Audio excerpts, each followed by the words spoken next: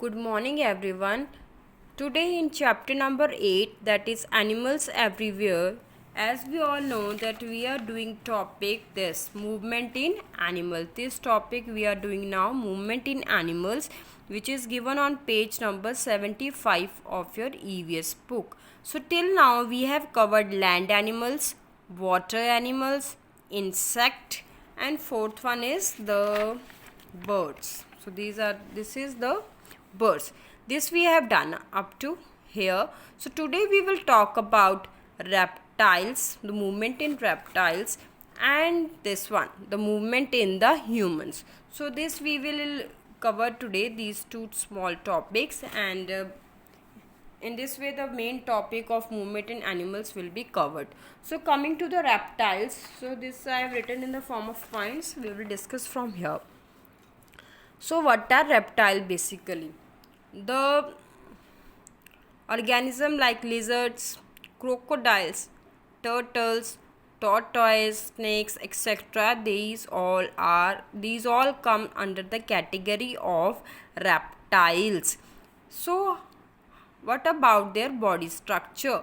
They have dry scalpy skin, they have very dry and scalpy skin. If you have seen the skin of the fish, they have scales. In the same way they are having scalpy skin, and they lay soft shelled eggs on land. So the eggs of these animals, they are very soft.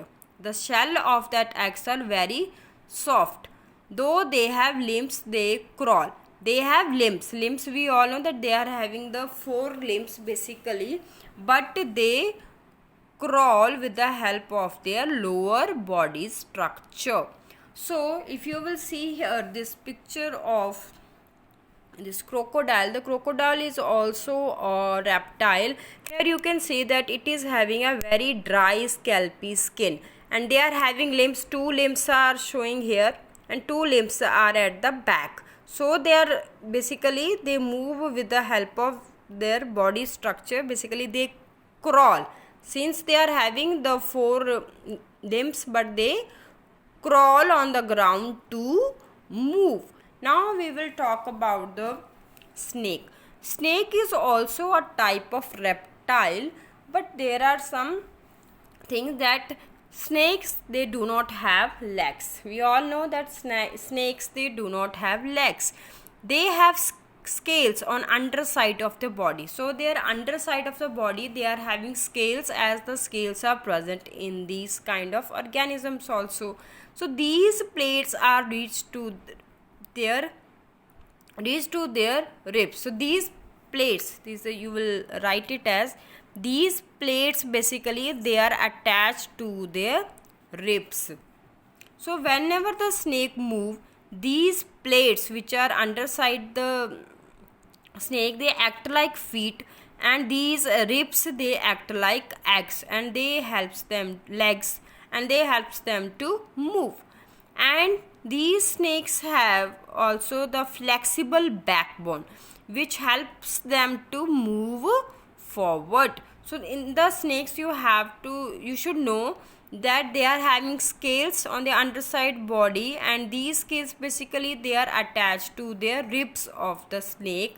And whenever this snake move, these plates, they act like feet, and ribs act like eggs, which help them to move.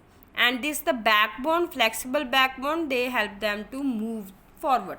So this is the snake, and in the snake you all know that they are having scales on the underside also, and their structure. And if I will show you the rib of snake, so this is the skeleton like structure of the snake. So this line which is showing here, this is the flexible backbone of the snake.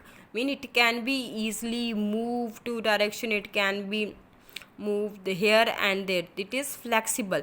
And these which are showing this line style structure, these are the ribs of the snake. So this is how the snakes move with the help of this backbone, which is in this dark white color, and these which are lines are shown, these are their ribs. Now coming to the last one, that is humans. We all know that how humans move. We use our lower limbs to move, which are known as hind limbs also. Now see this, they use only one pair of limbs, means the hind limbs, to support their body while walking and standing. Humans have erect posture. Erect posture means they can stand straight. So if I am showing you these two picture, here you can see the how this person is, the girl is standing. This is not erect posture. If you are standing straight, then we can say that it is a erect posture. So standing straight is referring to here erect posture. Now they stand, walk and run only one pair of limbs called legs. So they walk, they run, they stand with the help of limbs which are known as legs, and legs are basically hind limbs. Hands are adapted to hold objects. So the hands of human beings, they are adapted to hold the things. Like the arrangement of thumb opposite to finger enable us to hold tools and to do many work. So the like this is our hands, this arrangement of this thumb and these fingers, it helps us to hold the things in a right way and to perform most of the works of our daily life. So here also you can see this is the picture of that how this the hand it is used to grasp the things, or you can say to hold the things or tools together. So students, this is the last two topics of this movement in animals.